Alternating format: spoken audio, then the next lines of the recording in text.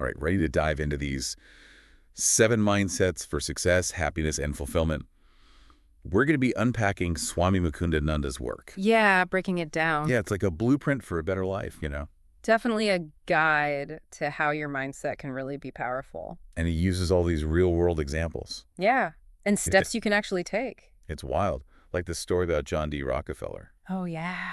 one of the wealthiest men ever. For sure. And on his deathbed, he says he wasn't actually happy. Hmm. Makes you think, right? All that wealth and still no happiness. What was he missing? Yeah, what was it about his mindset?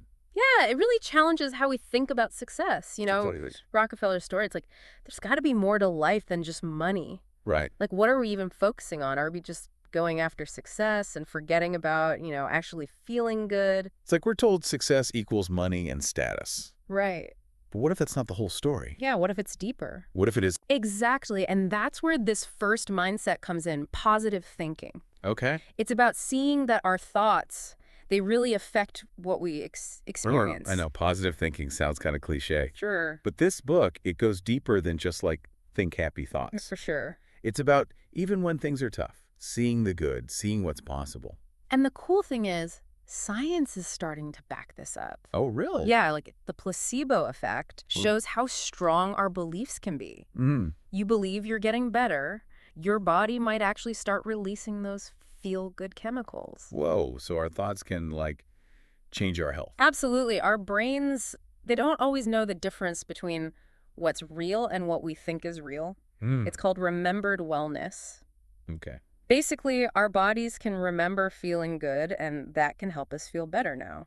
That's kind of wild, this whole mind-body thing. It is. So we might have more control over how we feel than we think, but how do we get that positive mindset?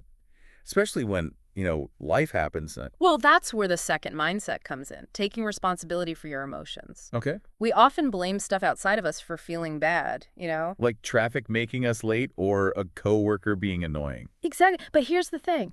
There's a space between what happens and how we react. We have a choice in how we respond. You got it. Even if we can't control the situation itself. Imagine this. You're late for a super important meeting. Okay. Everything goes wrong. Oh, no. Red lights, car breaks down, you spill coffee on yourself. Sounds like my morning. Easy to feel like a victim, right? Blame everything else. Oh, yeah. But successful people, they get that they can't control the traffic, that they can control how they react. Makes sense. Instead of letting those outside things control us, we choose how we feel. Exactly. But sometimes, some situations, you just got to have a negative reaction, right? That's where the third mindset comes in. Inspiration. Okay. Think of it as the fuel, gives us energy to deal with tough stuff. Like what keeps us going. I remember that story in the book about Utsav, Oh, yeah. this teenager who went all out to get a job. Yeah, he went above and beyond. Tons of people at this job fair. He doesn't get discouraged, leaves a note for the hiring manager. What'd it say? I'm number 21 in line, but don't decide till you meet me. Bold move. And guess what? He got the job. Wow. It's like passion and taking action. That can make a difference. It shows the difference between wanting a reward, Okay. external motivation, Versus internal motivation, like a deep sense of purpose. having a why. Exactly. So external might get you started, but internal keeps you going when it's tough. You got it. But how do you find that inner drive, that why? Is that just something you're born with? That's a great question, something we can look at more as we go through the other mindsets. Okay, cool. Anything standing out to you so far? It's interesting how connected these mindsets seem. Yeah. Like positive thinking, it influences how we handle our emotions, and that affects how we find inspiration. It all builds on itself. Yeah, like an upward spiral. That's a good way to put it. It shows how personal growth, it's all connected. Yeah, it all works together. These mindsets aren't just separate ideas, they work together to make life better. Right, makes sense. But we've got 4 more to unpack. Okay. They've got some deep stuff too. Ready to keep going? For sure. Curious how these next 4 connect to what we've talked about. Let's do it. This 4th one, purity of intention, might surprise you. Okay, purity of intention. Yeah. This one sounds, I don't know, deep. It is. It really makes us look at why we do what we do. Like what's driving us? We usually think success is all about what we achieve on the outside. Money, status, that kind of stuff. Right, but what if going after those things actually leaves us feeling empty? Unfulfilled. Yeah. Like we climbed the wrong ladder. Exactly. You reach the top, but it's not where you wanted to be. Not at all. Purity of attention, it's about making sure what we do lines up with our values. Our core beliefs. Yeah, going after goals that feel right deep down, even if they're not what everyone else thinks is successful. Makes me think of Howard Hughes. Oh, yeah. Super rich, successful businessman. He was isolated, struggled with his mental health. All that wealth and power didn't seem to make him happy. You wonder if he'd have been more fulfilled doing something else. Something more aligned with who he was. Totally. Yeah. So how do we make sure our intentions are pure? How do we know we're on the right track? Well, the book gives us this 3-part definition of success. Okay. 1, becoming the best version of ourselves. Okay. 2, giving our best effort. And 3, feeling happy and satisfied. So like a balance. Yeah, between growing as a person, striving for excellence, and taking care of our well-being. I like that. It's not just about achievements. It's about how we feel inside. Exactly. But doesn't that run the risk of us getting complacent? Like, if we just focus on being happy, do we ever push ourselves? That's a great point, and that's where the 5th mindset comes in. Cultivating knowledge. Okay, knowledge. It's about seeking wisdom, understanding. Like being a lifelong learner. Exactly. Both in the world and in ourselves. To help us make good decisions. And avoid mistakes. Right. It reminds me of that story from the book. Oh, yeah. Which one? The couple who hosted a stranger for like 20 years. Oh, yeah. They thought he was family. They never questioned it. Just shows what can happen when we don't know. Without knowledge, we can make choices that hurt us. And these days, there's so much information out there. It's overwhelming. It's not just about having knowledge. It's about knowing what's actually important. What's true, what's useful. Being picky about what we let in. Exactly. But then how do we actually use that knowledge? Yeah, we can read all the books, but if we don't do anything, what's the point? Right. That's where the 6th mindset comes in. Discipline. Ah, discipline. It's the bridge between knowing and doing. Like the action part. Turns our intentions into reality. Helps us reach our goals. Discipline can sound kind of harsh, though. I know, right? Like strict. But this book, it shows discipline as something positive. Empowering. Exactly. It's about having self-control. Not in a punishing way. Yeah, but as a tool to help us live a better life. So it's not like some people are just born disciplined. No, it's like a muscle. You can strengthen it over time. We can train ourselves to be more disciplined. Exactly. But what about when we hit roadblocks? You know, those challenges that make us want to quit. That's where the 7th mindset comes in. Growing in the face of problems. Problems as opportunities. Yeah, seeing challenges as chances to learn and get stronger. Successful people, they don't let setbacks stop them.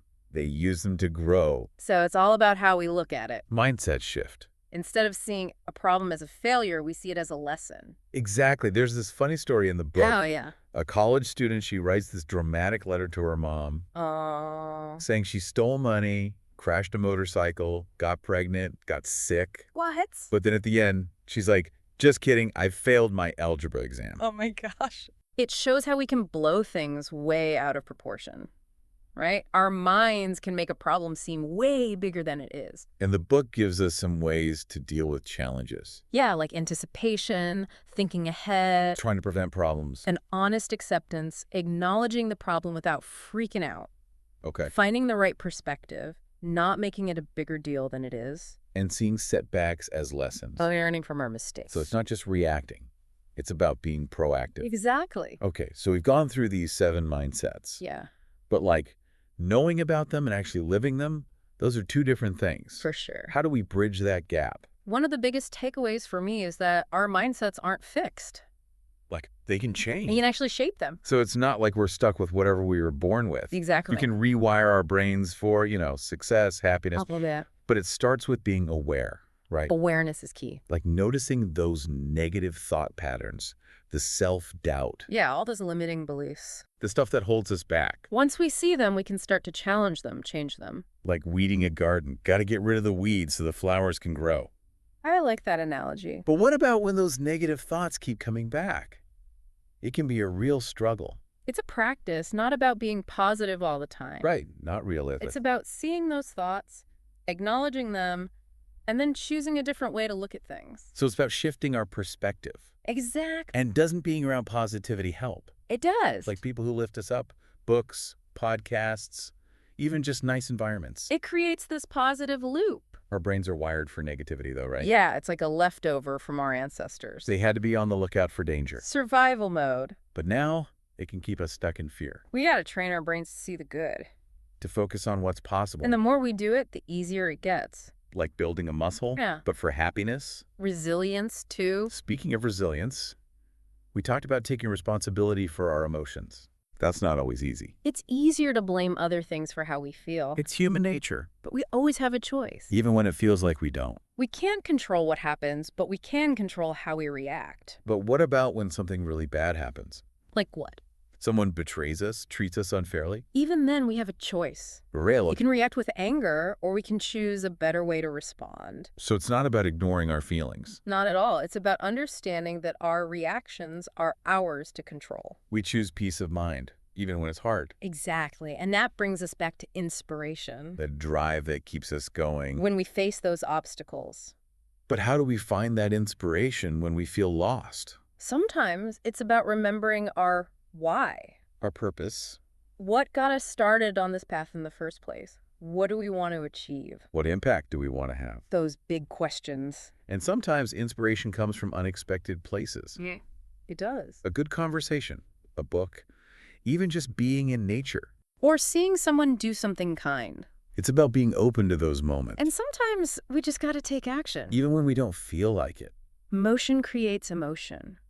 Like fake it till you make it. In a way, yeah. Take a step, even a small one, and the inspiration might follow. And once we're inspired, discipline helps us stay on track. Keeps us focused. Creating routines, minimizing distractions, Making good choices easier. being proactive instead of reactive, Shaping our environment to support us. learning to delay gratification. Choosing long-term rewards over instant pleasure. Right, and then there's purity of intention. Making sure we're living a life that feels true. Not just chasing what other people think is success. Defining success for ourselves. Recognizing that real success isn't always about material things. It's about qualities like kindness, compassion. How we treat others. It's about who we are, not what we have. And that brings us back to knowledge. With so much information out there, we got to be careful. Be choosy about what we let in. Choose sources that align with our values. And never stop learning. There's always something new to discover. And lastly, challenges are going to happen. Part of life. It's how we deal with them that matters.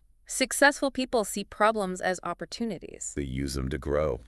We can shift our perspective, ask ourselves good questions, and get support when we need it. And celebrate the small wins along the way. Progress over perfection. Exactly. Well, I think we've really explored a lot with these 7 mindsets. It did. Any final thoughts for our listeners? These mindsets, they're not a quick fix, they're a way of life. A journey. And the most important thing is to just start. Take that first step. One positive thought, one good choice. We all have the power to create a better life. I believe that. Thanks for joining us on this deep dive. It's been great. And remember, you are capable of amazing things.